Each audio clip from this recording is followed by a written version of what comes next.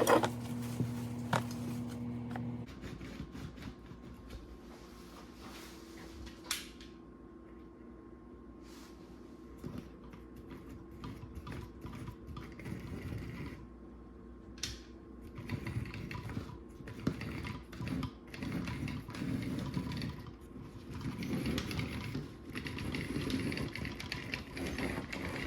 does run, not very well.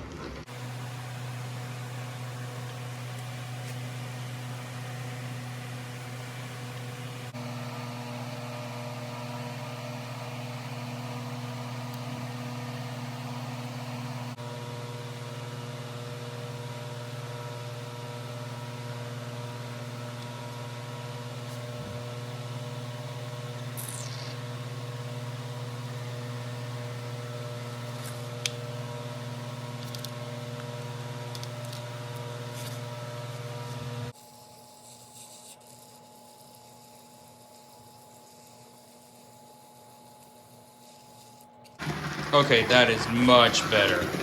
Still a little jitters in there, but that is a lot better than before. That grease did a good job. Okay, so I've had this dream in my head for a while now. So I'm sure like any rail fan, we've had that one steam engine that we all grown up with. For me, it was a little Burlington Route 060 in Akron, Ohio, number 1548.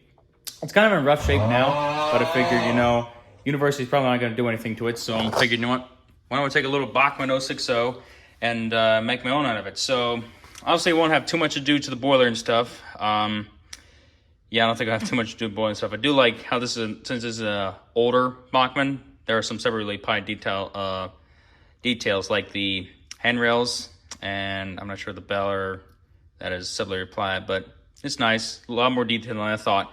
Finally got all the kinks worked out with the chassis in this. It was kind of a headache. So it's running as smooth as it can now for a 50-year-old Bachmann at this point. And then obviously I'm going to redo the tender because the real tender 1548 kind of has a, don't know how to describe it, a smaller cold bunk. So it's kind of a more traditional tender, not a slope back, but it has kind of like these openings on the end that allow the crew to kind of look behind it so they don't have to strain their necks with a full width cold bunker. So yeah, probably going to end up 3D printing that. Keep the frame for it. It probably won't be super scale in terms of like length and stuff, but at this point I really don't want to design a whole new frame for it. So that's what we're going to work with. So yeah, you know the drill. Let's get started.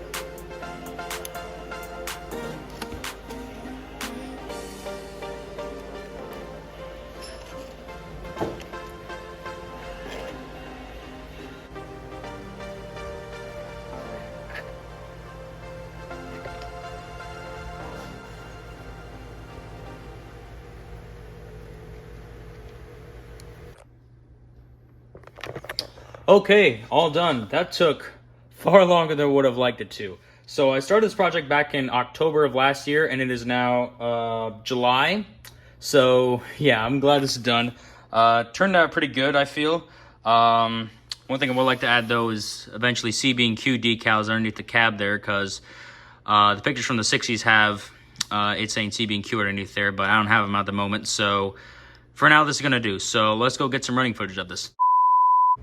Okay, so as it turns out, I'm not quite done yet. So I did run it, and it did run fine, but it was a little jittery here and there. And if you can see my layout, over like the switches and even at the crossing way back there, it would just stop, just kind of like lose connectivity at certain points. So I'm like, okay, what's wrong here? So I ended up cracking it open, and I'll get this one out of here. So I ended up cracking it open, and this whole area in here were the worm gear and the main drive gear, I guess you could call it, which is covered in like old green grease, and I'm thinking that's what caused it to run a little poorly at slower speeds or even at just crawl pace. So I ended up taking the whole locomotive apart, as you can kind of see, and I'm just cleaning it out now, and hopefully that'll do the trick.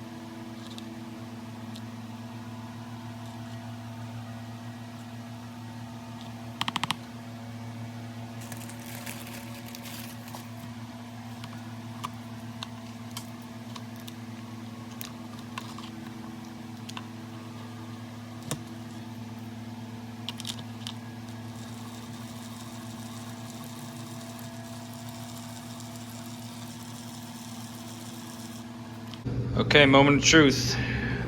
This gonna work?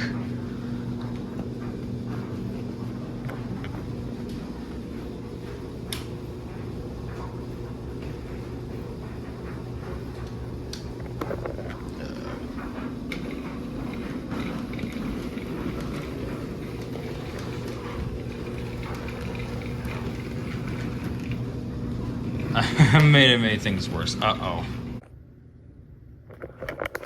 Okay, well that didn't work. So I have two theories on why this didn't work. So the first one I have is, I don't know if you can see this in there, but there are two screws right below the body shell. This one's kind of behind the cylinder here, that hold the two halves of the chassis together. And I'm wondering if those are too tight together so that it causes the gears and the worm drive to kind of bind together. So I'm gonna try and loosen those up first. The other theory I have is that maybe it just needs broken in. I have lubricated locomotives in the past, and that's been kind of the issue. So let's see, let's find out.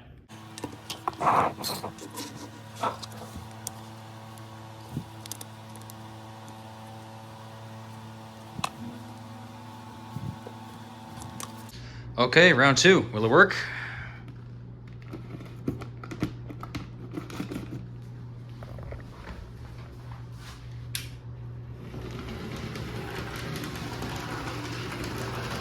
Hot dog, I think it worked. All right.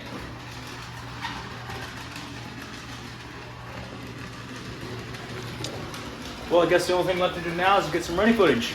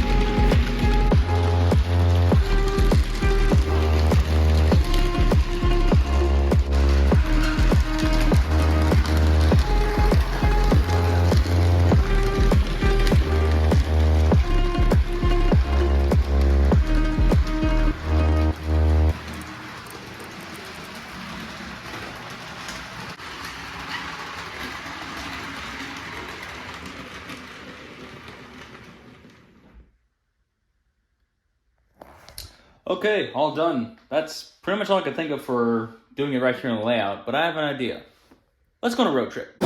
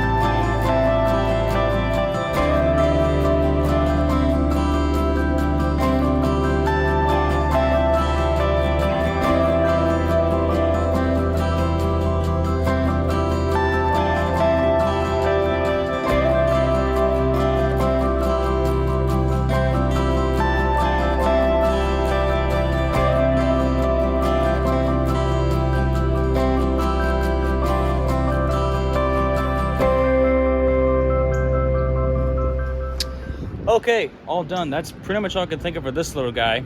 It's kind of cool to see my little engine compared to its big brother, so it's cool to see it's gone full circle from my childhood memories. One thing I did notice with mine compared to the rear one is that on mine it has the inset coal bunker on the tender. That's how I got it from the plans, but on the real one you can kind of see on here it doesn't have that. So I'm wondering if the Q kind of gave it an extended coal bunker, just kind of give it more range. I'm not sure though. I might go back and redo that in the future, but for now I'm content with it. So yeah, I'm not sure how to end these videos, so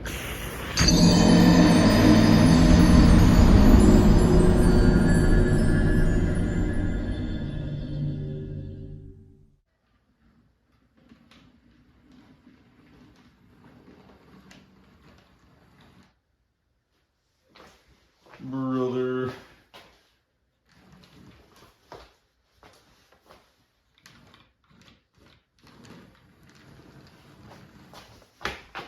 Okay, well that shot's not gonna work out, is it?